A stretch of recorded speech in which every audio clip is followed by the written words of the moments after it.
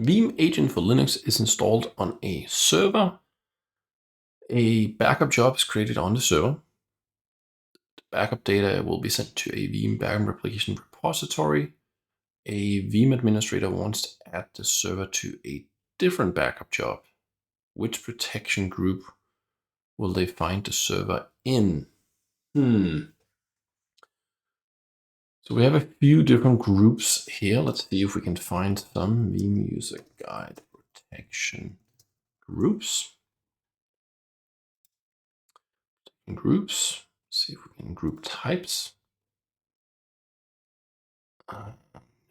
Predefined protection groups, manually added, unmanaged, out of date, offline, untrusted. Okay. So untrusted access a filter display Linux-based computers whose fingerprints were not verified.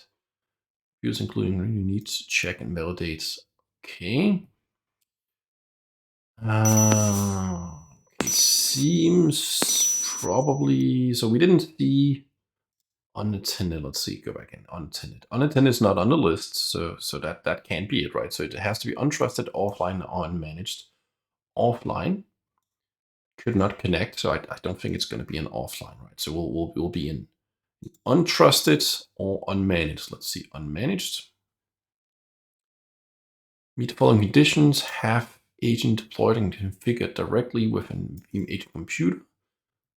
So that's what we did, right? We installed it directly on the server and we created it on the server.